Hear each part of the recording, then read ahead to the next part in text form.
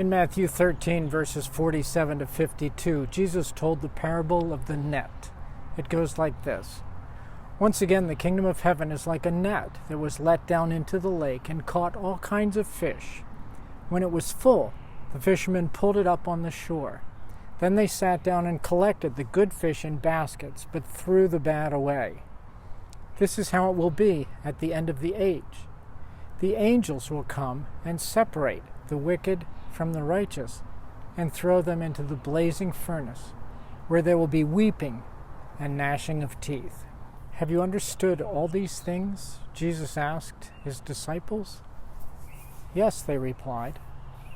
And then he said to them, Therefore every teacher of the law who has become a disciple in the kingdom of heaven is like the owner of a house, who brings out of his storeroom new treasures as well as old.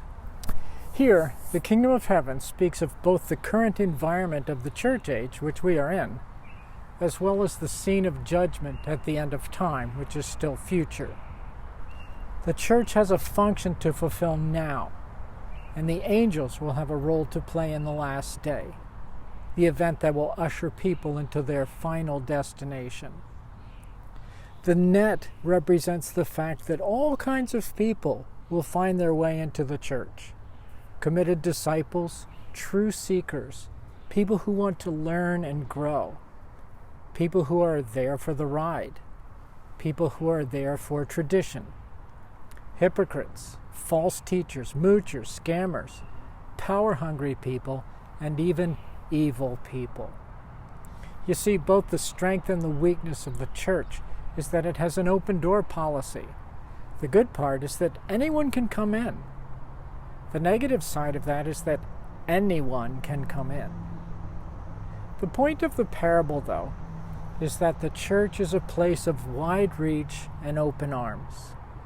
In the course of time, yes, negative people will infiltrate, but wide reach and open arms is far better than making the church an elitist club or a place with strict rules about who can come in the door.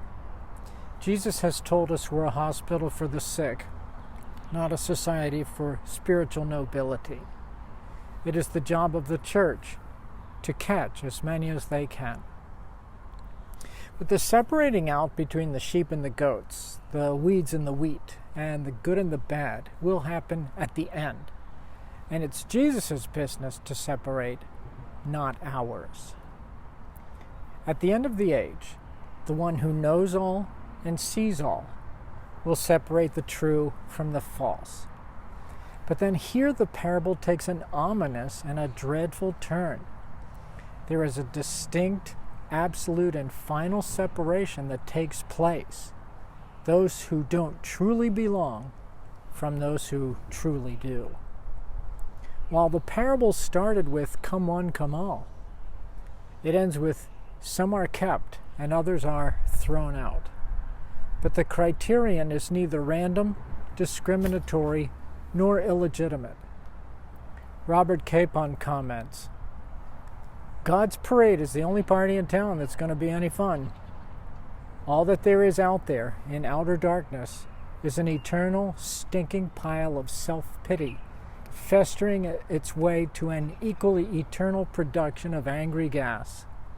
The damned are not a crowd of wishful types pining away from a wonderful deal that some mean scorekeeper of a god did them out of.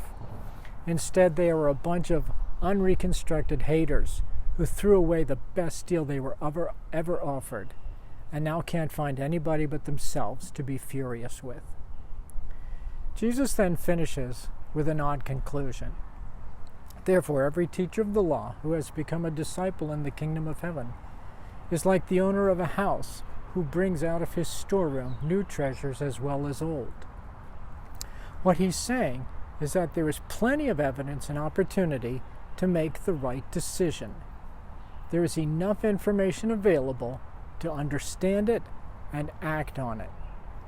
This final verse serves as a bookend with the parable of the soils at the beginning of the chapter.